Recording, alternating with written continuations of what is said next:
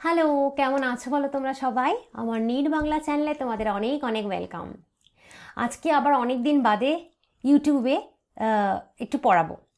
তো ক্লাস 12-এর যে প্রথম চ্যাপ্টারটা, যেটা তোমরা সবাই জানো যে এটা খুব ইম্পর্ট্যান্ট একটা চ্যাপ্টার, প্রত্যেকবার এর থেকে নিটে প্রচুর প্রশ্ন আসে। যারা এইচএস দেবে তারা জানো যে বোর্ডের জন্যও কিন্তু এই চ্যাপ্টারটা ইম্পর্ট্যান্ট।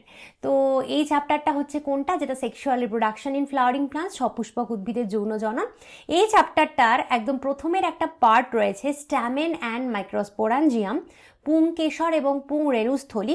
সেই পার্টটা তোমাদের একটু বুঝতে সমস্যা হয়, গুলিয়ে ফেলো ব্যাপারটা, কিন্তু সেটা কিন্তু খুব ইম্পর্টেন্ট এবং সেটা না বুঝলে গোটা চ্যাপ্টারে তুমি এগোতেই পারবে না। কারণ সবার আগে তোমাকে মেল আর ফিমেল রিপ্রোডাকশন যে সিস্টেম রয়েছে প্লান্টের সেটা বুঝতে হবে, তবে তুমি এই চ্যাপ্টারটা এগোতে পারবে। তো ওইটুকু পার্ট আজকে একটু পড়িয়ে দিই। যদি তোমরা বলো যে ভালো লাগছে ইউটিউবে এরকম চাও কিছু কিছু পড়তে, আমি পড়াবো, ডেফিনেটলি পড়াবো। আজকে একটু ছোট পার্ট পড়াচ্ছি, তোমরা এটাকে আমার ডেমো ক্লাস হিসেবেও নিতে পারো। তোমরা জানো যে আমি আমার পেইড ব্যাচের যে ক্লাস সেটা একটা ন্যূনতম একটা অ্যামাউন্টে রেখেছি, প্রত্যেকের পক্ষেই সম্ভব সেই অ্যামাউন্টটা পে করা। তো সেটা যদি তুমি মনে করো ক্লাস নিতে চাও নিতে পারো, ব্যাচ জয়েন করতে চাও করতে পারো, ব্যাচের ডিটেলস তো থাকবেই ফার্স্ট পিন্ট কমেন্টে। আপাতত সেই চ্যাপ্টারটা একটু শুরু করি, তো যেখানে আমরা মেনলি স্ট্যামেন অ্যান্ড মাইক্রোস্পোরাঞ্জিয়াম পড়ব। এনসিআরটি থেকে এগুলো হাইলাইট করে এনেছি আমি, দেখতেই পাচ্ছ এগুলো এনসিআরটিরই পার্ট। তো সেইখান থেকে আমি হাইলাইট করে এনেছি তোমাদের জন্য। তো হচ্ছে যেটা এখন আমি তোমাদেরকে পড়ানো স্টার্ট করব, ঠিক আছে? পেনের কালারটা নিই হচ্ছে রেড। ওকে, তো স্ট্যামেন, মাইক্রোস্পোরাঞ্জিয়াম অ্যান্ড পোলেন গ্রেইন, এর মধ্যে পোলেন গ্রেইনের যে পার্টটুকু এটা আজকে আমি পড়াচ্ছি না। আপাতত আমি তোমাদের স্ট্যামেন আর মাইক্রোস্পোরাঞ্জিয়াম পড়াবো। স্ট্যামেনের বাংলা তোমরা জানো পুংকেশর, আর মাইক্রোস্পোরাঞ্জিয়ামের বাংলা হচ্ছে পুংরেণুস্থলী। যারা বলো যে ম্যাম বেঙ্গলি মিডিয়াম থেকে পড়ছি, এনসিআরটি কিভাবে পড়তে হবে বুঝতে পারি না, বা আদৌ এনসিআরটি বাংলায় হয় কি না, বা কিভাবে নিট বাংলায় দেবো বুঝতে পারছি না, আমার ভিডিওগুলো যদি রোজ দেখো তুমি বুঝতে পেরে যাবে যে বাংলাতেও নিট দেওয়া সম্ভব, বাংলা মিডিয়ামের ছাত্রছাত্রী হয়েও নিটে পাওয়া সম্ভব। এটা হচ্ছে তার প্রমাণ।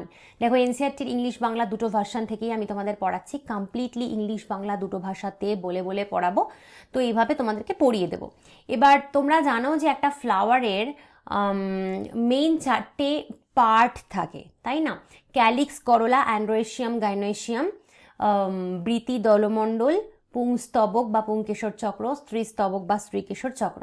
এবার হচ্ছে যে এর মধ্যে আমরা জানি যে স্ট্যামেন বা পুংকেশর, ঠিক আছে, এই যে পার্টটা স্ট্যামেন বা পুংকেশর, এটা হচ্ছে ফ্লাওয়ারের মেল রিপ্রোডাক্টিভ অর্গান, পুং জনন অঙ্গ, তাই না? তো এবার এই স্ট্যামেনটা তো তোমাকে জানতে হবে। তো স্ট্যামেনটা কীরকম হয়, একটা পুংকেশর কীরকম হয় দেখো, এটা হয় হচ্ছে লম্বা, the long and slender stalk called the filament and the terminal bilobed structure called the anther, এই দুটো পার্ট নিয়ে একটা স্ট্যামেন তৈরি হয়। তো একটি আদর্শ পুংকেশর, একটা টিপিক্যাল স্ট্যামেন কি নিয়ে তৈরি হয়? দুটো জিনিস নিয়ে তৈরি হয়। দীর্ঘ ও সরু বৃন্তটিকে পুংদণ্ড বলে এবং সাধারণত 2 খণ্ড বিশিষ্ট প্রান্তীয় গঠনটিকে পরাগধানী বলে। তো আমরা যেটা করব প্রথমে হচ্ছে এটা আমরা একে এখানে দেখব, একে না দেখলে কিন্তু বোঝা একটু সমস্যা। তো যেটা করব, পেনের কালারটা চেঞ্জ করব, পেনের কালারটা চেঞ্জ করে আমরা কি নেব, চলো চলো চলো হোয়াইট নিই। ওকে, তো দেখো এরকমভাবে একটা জিনিস আঁকলাম, এরমভাবে একটা জিনিস আঁকলাম। তো এই পুরো যে জিনিসটা আঁকলাম এটা হচ্ছে, তুমি বলতে পারো এটা হচ্ছে একটা স্ট্যামেন। স্ট্যামেন যার বাংলা হচ্ছে পুংকেশর, স্ট্যামেন যার বাংলা পুংকেশর। যারা বেঙ্গলি মিডিয়াম থেকে পড়ছো এভাবে টার্মসগুলো আমার সাথে সাথে শিখে নাও। তো স্ট্যামেন বা পুংকেশরের দুটো পার্ট, প্রথমেই বলেছে যে এই যে এটা লম্বা, লম্বা, স্লেন্ডার, স্লেন্ডার মানে কি? স্লেন্ডার মানে সরু। তো এই যে লম্বা সরু একটা স্টক দেখছো, স্টক মানে এই যে একটা দণ্ড, লম্বা সরু একটা দণ্ড দেখছো বা বৃন্ত দেখছো, দণ্ড বৃন্ত, একে আমরা কি বলবো? একে আমরা বলবো ফিলামেন্ট, ফিলামেন্ট। যার বাংলা কি? যার বাংলা অবশ্যই পুং দণ্ড। এবার এর মাথায় তুমি দেখো এখানে একটা গোল মতন অংশ রয়েছে, সেটা হচ্ছে একদম টার্মিনাল বা প্রান্তীয়, কারণ সেটা শেষের দিকে, টার্মিনাল বা প্রান্তীয়। তো এই টার্মিনাল বা প্রান্তীয় কিসের? স্ট্যামেনের বা পুংকেশরের একদম শেষের দিকে বা টার্মিনাল পার্ট, তাকে আমরা কি বলবো? তাকে আমরা বলবো অ্যান্থার। টার্মিনাল কথাটা যে ইংরেজি, তার বাংলাটা জানো তো? তার বাংলা হচ্ছে প্রান্ত, প্রান্তীয়। তো এটাকে বলবো কি? অ্যান্থার। অ্যান্থারের বাংলা কি? অ্যান্থারের বাংলা পরাগধানী, পরাগধানী। এইবার এই যে অ্যান্থারটা তুমি দেখো এখানে বলেছে এটা বাইলোবড, বাইলোবড। বাইলোবের বাংলা কি? বাই মানে কি? বাই মানে হচ্ছে দুই, বাই মানে দুই। আর লোবের বাংলা কি? লোবের বাংলা হচ্ছে খণ্ড। তো এই যে অ্যান্থারটা, এটা দুই খণ্ডে বিভক্ত, তাহলে দুটো খণ্ড করে দিলাম। এটাকে আমি বলতে পারি লোব 1, এটাকে আমি বলতে পারি লোব 2, যদি বাংলা বলি খণ্ড বা খণ্ডক। ঠিক আছে, এই অবধি সবার clear? Clear. The proximal end of the filament is attached to the thalamus or the petal of the flower. পুংদণ্ডের উৎপত্তি স্থলের নিকটবর্তী অংশটি পুষ্পাক্ষ বা ফুলের পাপড়ির সাথে যুক্ত থাকে।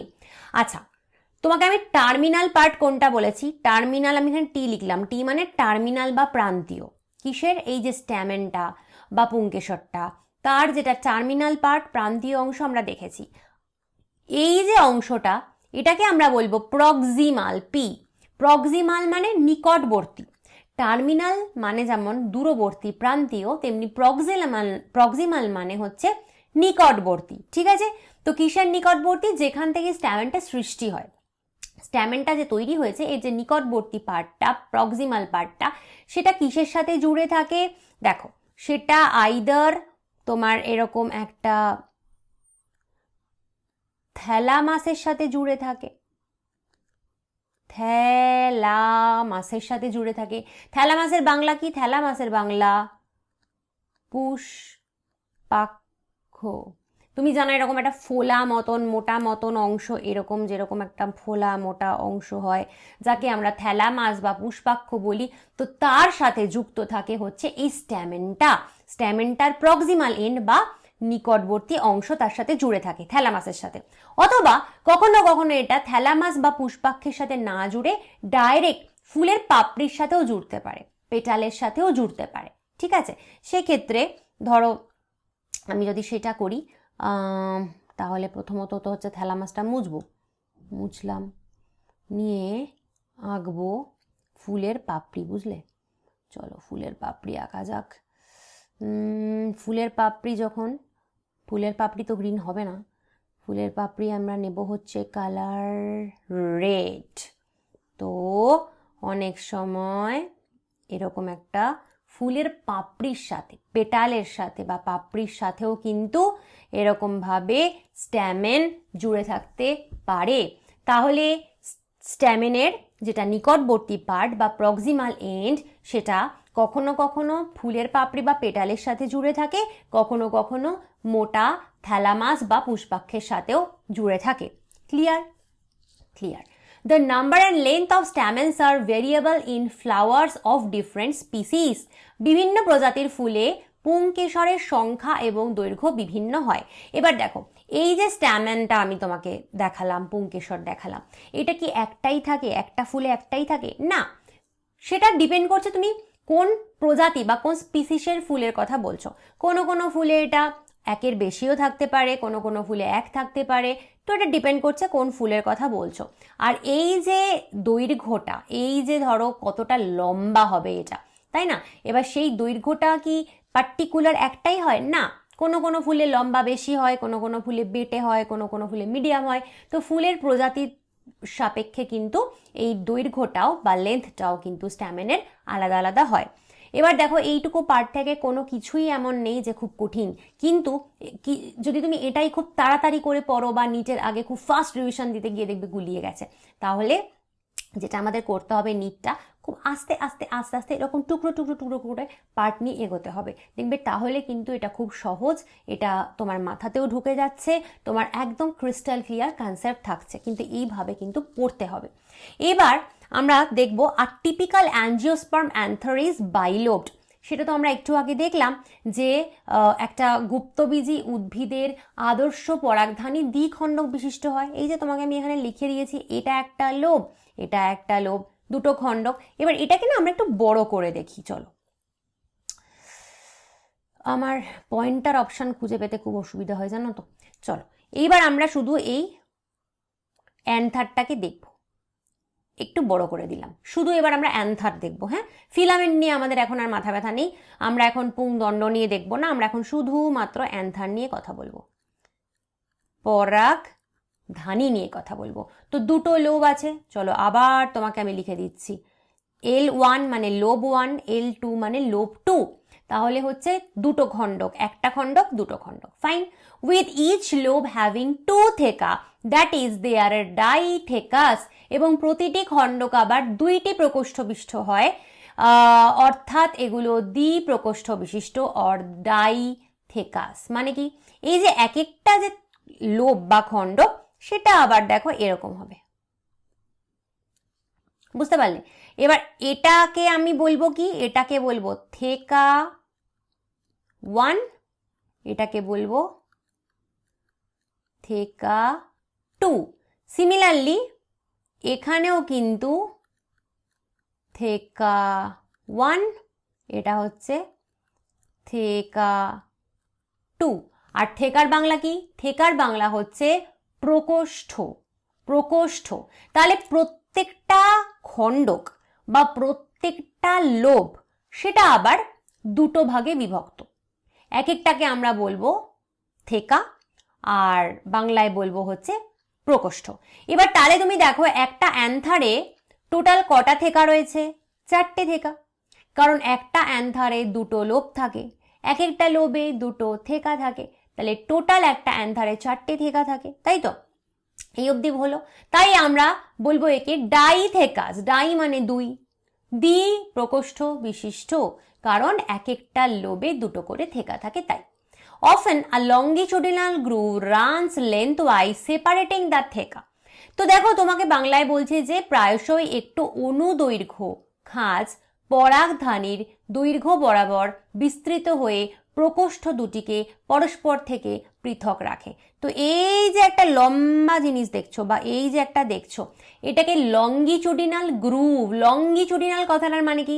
লঙ্গিচুডিনাল কথাটার মানে অনুদৈর্ঘ্য, মানে এরকম, এটাকে বলে লঙ্গিচুডিনাল, অনুদৈর্ঘ্য। এরম একটা গ্রুভ, গ্রুভের বাংলা কি? গ্রুভের বাংলা খাঁজ। এরম একটা খাঁজ তুমি দেখো এরম মাঝ বরাবর গেছে, গিয়ে কি করেছে? দুটো থেকাকে আলাদা করেছে, তাই না? থেকা 1 থেকা 2কে আলাদা করেছে না এটা? তো এটাকে আমরা বলতে পারি একটা লঙ্গিচুডিনাল গ্রুভ অর অনুদৈর্ঘ্য খাঁজ। বোঝা গেল? এই অবধি কারুর কোনো সমস্যা নেই? Okay. The anther is a four-sided or tetragonal structure consisting of 4 microsporangia located at the corners, 2 in each lobe. আচ্ছা দাঁড়াও, আবার আমাকে অ্যান্থারটা আঁকতে হবে, আবার আমি অ্যান্থারটা আঁকবো, কিন্তু এবার আমি অ্যান্থারটা একটু বড় করে আঁকলাম। তো এটা একটা অ্যান্থার, আবার লিখে দিই বাবা উপরে, না তো তুমি বুঝতে পারবে না। এটা একটা অ্যান্থার, অ্যান্থারটার দুটো লোব রয়েছে দেখতে পাচ্ছ, এটা হচ্ছে লোব 1, এটা হচ্ছে লোব 2। ঠিক, এইবার কি হয়েছে? এর 4 সাইডে 4টে মাইক্রোস্পোরাঞ্জিয়া রয়েছে, 2 in each লোব। আচ্ছা, পরাগধানী একটি 4 পার্শ্ব বিশিষ্ট গঠন, যা 4টি মাইক্রোস্পোরাঞ্জিয়া সমন্বিত হয়। মাইক্রোস্পোরাঞ্জিয়াগুলো পরাগধানীর কোণাগুলোতে অবস্থান করে। এইখানে একটা, এইখানে একটা, এইখানে একটা, এইখানে একটা, এগুলোকে কি বলে? এগুলোকে বলে মাইক্রোস্পোরাঞ্জিয়া। দ্বিখণ্ডক বিশিষ্ট পরাগধানীর প্রতিটি খণ্ডকে 2টি করে মাইক্রোস্পোরাঞ্জিয়া থাকে। তাহলে আমি প্রথমত তো এগুলো লিখতে হবে, এগুলো হচ্ছে মাইক্রোস্পোরাঞ্জিয়া। আচ্ছা, মাইক্রোস্পোরাঞ্জিয়ার কোনো বাংলা হয় না, দেখো মাইক্রোস্পোরাঞ্জিয়ার বাংলা না, মাইক্রোস্পোরাঞ্জিয়ার বাংলা হয় না কোথায়? এই তো হয়, মাইক্রোস্পোরাঞ্জিয়ার বাংলা হয় গো পুংরেণুস্থলী। পুংরেণুস্থলী, কিন্তু তোমাকে মাইক্রোস্পোরাঞ্জিয়া টার্মটা শিখতে হবে, যেহেতু এখানে বাংলা এনসিইআরটিতেও মাইক্রোস্পোরাঞ্জিয়াই দিয়েছে, তো তোমার মাইক্রোস্পোরাঞ্জিয়া টার্মটা জানতে হবে। এই জন্য কিন্তু আমি এভাবে continuous English term Bangla term একসাথে পড়াচ্ছি, যাতে তোমরা বেঙ্গলি মিডিয়ামের বাচ্চাদেরও কোনো সমস্যা না হয়। তো মাইক্রোস্পোরাঞ্জিয়া, কটা মাইক্রোস্পোরাঞ্জিয়া দেখতে পাচ্ছ? 4টে। 1 2 3 4, 4টে মাইক্রোস্পোরাঞ্জিয়া আমরা দেখতে পাচ্ছি। 4টে মাইক্রোস্পোরাঞ্জিয়া দেখতে পাচ্ছি একটা অ্যান্থারে, আর এক একটা লোবে দুটো করে, তাই না? এটা তো একটা লোব, একটা লোবে দুটো, আবার এটা একটা লোব, একটা লোবে দুটো, তা সেটাই বলেছে প্রতিটা খণ্ডকে দুটো করে মাইক্রোস্পোরাঞ্জিয়া থাকে। বোঝা গেল? আচ্ছা, এবার তোমার এখানে কনফিউশন হতে পারে যে ম্যাম এই থেকা মেকা বললেন, তাহলে থেকার মধ্যে কোন থেকায় কোন মাইক্রোস্পোরাঞ্জিয়া? দেখো, সেটা তোমার দরকার নেই অ্যাকচুয়ালি। একটা মাইক্রোস্পোরাঞ্জিয়া, যে ধরো ওপরে ধরো এই মাইক্রোস্পোরাঞ্জিয়াটার কথা বলছি, এটা দুটো থেকার মধ্যেই অবস্থিত, ঠিক আছে? তাই ওই থেকা পার্টটা এবার বাদ দিয়ে দাও। তোমাকে দেখতে হবে যে একটা লোবে দুটো মাইক্রোস্পোরাঞ্জিয়া, আবার আরেকটা লোবে দুটো মাইক্রোস্পোরাঞ্জিয়া, টোটাল 4টে মাইক্রোস্পোরাঞ্জিয়া এইভাবে থাকে। The microsporangia develop further and become pollen sacs. এই মাইক্রোপোরাঞ্জিয়াগুলো কিন্তু এরপরে আস্তে আস্তে বড় হবে, আরো বৃদ্ধি পাবে এবং পরাগ থলিতে পরিণত হয়। তাহলে মাইক্রোস্পোরাঞ্জিয়াই কিন্তু পোলেন স্যাকে পরিণত হবে। পোলেন স্যাক হচ্ছে পরাগ থলি। তাহলে কি হলো? মাইক্রোস্পোরাঞ্জিয়াগুলো বড় হবে, হয়ে পোলেন স্যাকে পরিণত হবে। আর পোলেন স্যাকে কি হয়? They are packed with pollen grains. Pollen sac বা পরাগথলিতে পোলেন গ্রেইন থাকে। তোমাকে আমি যদি এখানে দেখাই, আমি ধরো এখানে তোমাকে করে দিলাম ইয়েলো ইয়েলো ইয়েলো ডার্টি ফেলো। এই ধরো ইয়েলো ইয়েলো ইয়েলো ইয়েলো, এগুলো কি করছি আমি? এইগুলো কি? এই যে ইয়েলো ইয়েলো আঁকলাম, এগুলো কি? এগুলো হচ্ছে পোলেন গ্রেইন। পোলেন গ্রেইনের বাংলা কি? পরাগ রেণু।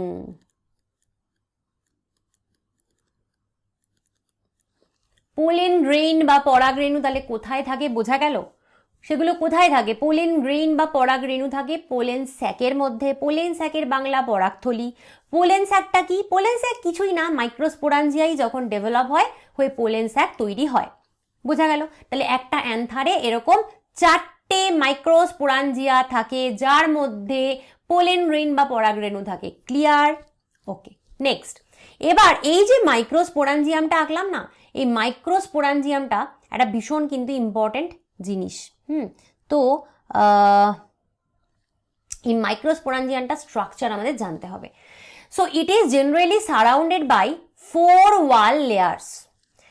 এটি সাধারণত 4টি প্রাচীর স্তর দ্বারা পরিবৃত থাকে। কে কে?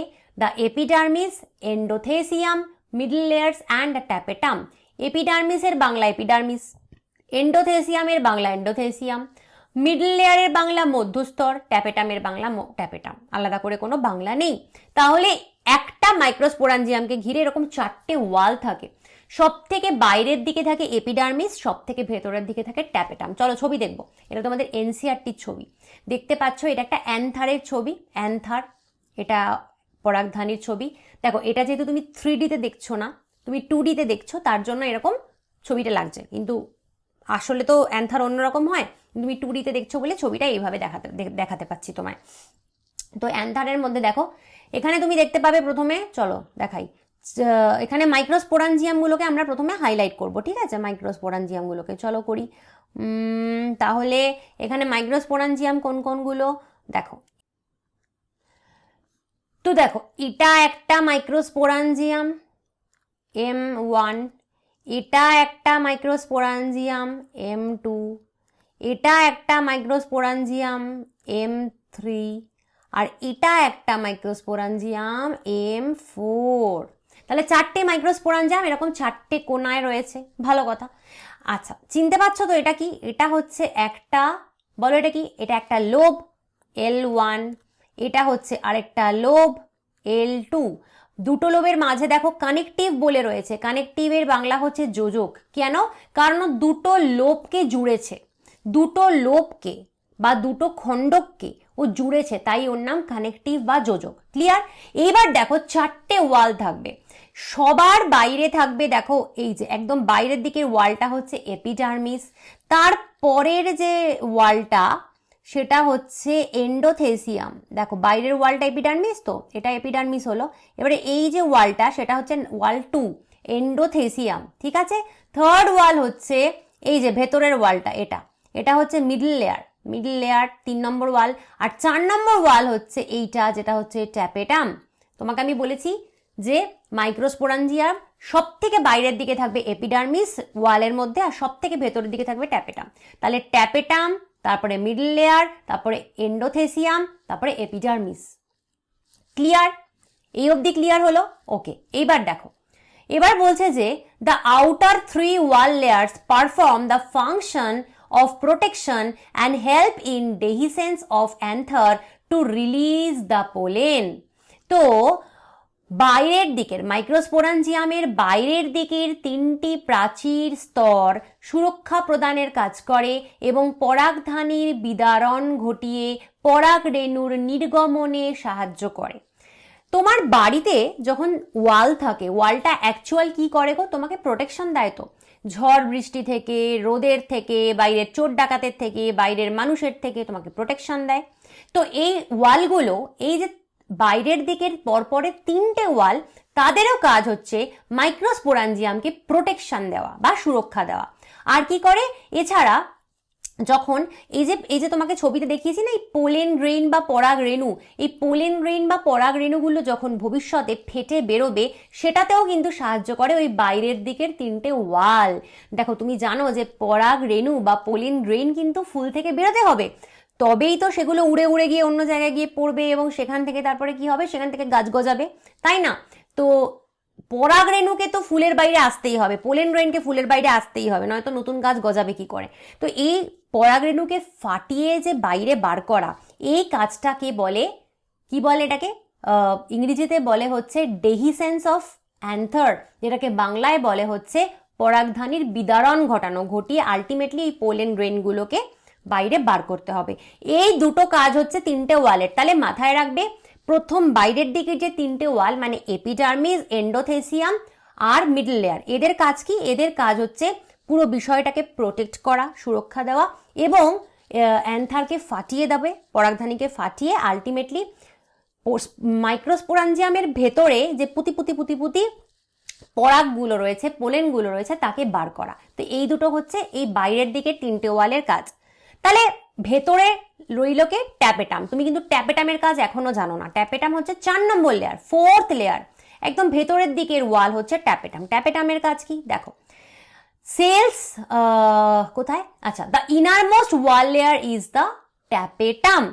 তো মাইক্রোস্পোরাঞ্জিয়ামের সব থেকে ভেতরের প্রাচীরের স্তরটি ট্যাপেটাম, আমরা দেখেছি। ইট নারিশেস দ্য ডেভেলপিং পোলেন রেইনস। এটি বর্ধনশীল পরাগরেণুগুলোতে পুষ্টির যোগান দেয়। Cells of the tapetum possess dense cytoplasm and generally have more than one nucleus. ট্যাপেটামের কোষগুলো ঘন সাইটোপ্লাজমে পূর্ণ থাকে এবং সাধারণত একাধিক নিউক্লিয়াস বিশিষ্ট হয়। Very very important point. দেখো, ট্যাপেটামের কিন্তু মেইন কাজ হচ্ছে ভেতরের দিকের যে পোলেন গ্রেইনগুলো থাকে বা পরাগগুলো থাকে তাকে পুষ্টি দেওয়া। দেখো এখানে আমি একবার তোমাকে এঁকে দিই, বলো। আচ্ছা, এখানে এঁকে দিই, এইভাবে কিন্তু পোলেনগুলো থাকে, তাই তো? এভাবে পোলেনগুলো থাকে, তো এইভাবে থাকে পোলেনগুলো। পোলেনের বাংলা কি? পরাগ। তো এই যে পোলেনগুলো থাকে, অ্যাকচুয়ালি তাকে বাঁচানো তো খুব দরকার, কারণ ওই তো মেইনলি গাছ গজাতে সাহায্য করবে, ওতেই তো মেল গ্যামেটটা থাকবে, তাই না? মেল গ্যামেট যেটা পুং গ্যামেট, সেটা তো ওই পোলেনের মধ্যে থাকবে। তো পোলেনকে বাঁচানোটা তো খুব দরকার। তো বাইরের 3টে ওয়াল তো প্রোটেকশন দিয়েছে, খাবার দিতে হবে। তো কে দেবে? ট্যাপেটাম। ট্যাপেটামের মূল কাজ হচ্ছে ভেতরের এই পোলেনগুলোকে খাবার দেওয়া, পুষ্টি যোগান করানো। এবং এই ট্যাপেটাম যেহেতু এই খাবারটা দেয়, ওদের কিন্তু ডেন্স সাইটোপ্লাজম, ঘন সাইটোপ্লাজম থাকে এবং একের বেশি নিউক্লিয়াস থাকে। Very important. এই জায়গাগুলো কি করি বলতো আমরা? স্কিপ করে যাই, মানে মুখস্থ করে নিলাম, ট্যাপেটামে ডেন্স সাইটোপ্লাজম, ট্যাপেটামে একের বেশি নিউক্লিয়াস। কেন থাকে বোঝার চেষ্টা করো। বাইরের যে 3টে ওয়াল তাতে তো বলেনি ঘন সাইটোপ্লাজম থাকে, তাতে তো বলেনি একের বেশি নিউক্লিয়াস থাকে। ট্যাপেটামই কেন? দেখো, ট্যাপেটাম খাবার দেয়। খাবার মানে কি? প্রোটিন। ট্যাপেটামের সাইটোপ্লাজমে প্রচুর প্রোটিন থাকে। সেই প্রোটিনগুলো কিন্তু ও খাবার হিসেবে দেয় কাকে? পোলেন গ্রেইনগুলোকে, পরাগগুলোকে। এত প্রোটিন থাকার জন্য ট্যাপেটামের যে সেলগুলো তার সাইটোপ্লাজম প্রচন্ড ডেন্স হয়, ঘন হয়, বুঝলে? এবার তুমি জানো যে জেনারেলি আমরা জানি সব সেলের একটা করে নিউক্লিয়াস থাকে, কিন্তু ট্যাপেটামের সেলে আবার একের বেশি নিউক্লিয়াস থাকে। কেন? এখানেও একটা কেন আসে। দেখো, প্রোটিন কি করে তৈরি হয় বাবু? প্রোটিন তৈরি হয় আমরা কি করে জানি? নিউক্লিয়াসে। এটা অ্যাকচুয়ালি ক্লাস 12-এ তোমরা পড়বে, 11-এ যারা এখন পড়ছো তারা এটা জানো না। সেলের মধ্যে যে নিউক্লিয়াস থাকে, নিউক্লিয়াসের মধ্যে থাকে ডিএনএ, তাই না? নিউক্লিয়াসের মধ্যে ক্রোমোজোম থাকে, ক্রোমোজোমের ডিএনএ থাকে। এবার এই ডিএনএ থেকে না এমআরএনএ তৈরি হয়, ডিএনএ থেকে তৈরি হয় এমআরএনএ। এই যে পুরো ঘটনাটা ডিএনএ থেকে এমআরএনএ তৈরি হওয়া, এটা নিউক্লিয়াসের মধ্যে হয়, ঠিক আছে? এবার এই এমআরএনএ কি করে? নিউক্লিয়াস থেকে বাইরে বেরিয়ে আসে। বাইরে কে রয়েছে? সাইটোপ্লাজম। নিউক্লিয়াসের বাইরে কে থাকে? নিউক্লিয়াসের বাইরে থাকে কোষের সাইটোপ্লাজম। এমআরএনএ সাইটোপ্লাজমে আসার পরে এমআরএনএ থেকে তৈরি হয় প্রোটিন। এইটা কিন্তু একটা অত্যন্ত ইম্পর্টেন্ট জিনিস, এটাকে বলে আমাদের সেন্ট্রাল ডগমা। সেন্ট্রাল ডগমা ভীষণ ইম্পর্টেন্ট জিনিস, যে নিউক্লিয়াসের মধ্যে প্রতিটা সেলের নিউক্লিয়াসের মধ্যে ডিএনএ থেকে এমআরএনএ তৈরি হয়। সেই এমআরএনএটা নিউক্লিয়াস থেকে বাইরে সাইটোপ্লাজমে বেরিয়ে আসে, সাইটোপ্লাজমে বেরিয়ে এসে সেই এমআরএনএ থেকে প্রোটিন তৈরি হয়। এবার আমি তোমায় বললাম যে ট্যাপেটামের সাইটোপ্লাজমে প্রচুর প্রোটিন থাকে, সেই প্রোটিনগুলো ওরা খাদ্য হিসেবে দেয় পোলেনকে। কিন্তু প্রোটিন যদি এত তৈরি হতে হয় তাহলে এমআরএনএও প্রচুর তৈরি হতে হবে, আদারওয়াইজ প্রোটিন কি করে তৈরি হবে? এমআরএনএ কে যদি অনেক তৈরি হতে হয়, অনেক অনেক ডিএনএও হতে হবে, তাই তো? সিম্পল হিসেব। তাহলে কি একটা নিউক্লিয়াস হলে হবে? না, মোর দ্যান ওয়ান নিউক্লিয়াস, একাধিক নিউক্লিয়াস থাকে এসব সেলে। কারণ একাধিক, ভালো করে বোঝো, একাধিক নিউক্লিয়াস মানে কি? একাধিক নিউক্লিয়াস মানে প্রত্যেকটা নিউক্লিয়াসে একাধিক ডিএনএ, প্রচুর ডিএনএ। প্রচুর ডিএনএ মানে প্রচুর এমআরএনএ, প্রচুর এমআরএনএ মানে প্রচুর প্রোটিন, তার মানে প্রচুর খাদ্য। এই কারণে ট্যাপেটাম স্পেশাল সেল, যাতে ট্যাপেটামের সেলগুলোতে প্রচুর প্রচুর প্রচুর প্রচুর নিউক্লিয়াস থাকে আর ওদের সাইটোপ্লাজম পুরো প্রোটিনে পরিপূর্ণ, ডেন্স, ঘন হয়। এইভাবে যদি পড়ো তোমার নিট কেউ আটকাতে পারবে না। এবং শুধু তাই না, যদি তুমি ডাক্তার নাও হবে, মনে করলে তোমার ডাক্তার হওয়ার দরকার নেই, কিন্তু তোমার বায়োলজি ভালো লাগে, বায়োলজি নিয়ে জীবনে এগোতে চাও, তাহলেও এইভাবে তোমাকে পড়তে হবে। শর্টকাটে হয় না। ওভাবে ওভারনাইট একটা ওয়ান শট দেখে নিলাম, একটা 1 ঘন্টার ক্লাস, ওভাবে সবটা হয় না। ওয়ান শটে রিভিশন দেওয়া যায়। এভাবে বেস থেকে পড়তে গেলে কিন্তু তোমাকে এইভাবেই বুঝে পড়তে হবে। আচ্ছা, তাহলে এইটা ক্লিয়ার হলো, 4টে ওয়ালের কাজ ক্লিয়ার হলো। আচ্ছা, এবার হচ্ছে যে when the anther is young, a group of compactly arranged homogeneous cells called the sporogenous tissue occupies the center of each microsporangium. যখন পরাগধানীটি অপরিণত থাকে তখন একগুচ্ছ ঘন সন্নিবিষ্টভাবে সজ্জিত একই প্রকারের হোমোজেনাস কোষ দ্বারা গঠিত রেণুধারণ কলা, যাকে বলে স্পোরোজেনাস টিস্যু, প্রতিটি মাইক্রোস্পোরাঞ্জিয়ামের কোষীয় অংশটি দখল করে থাকে।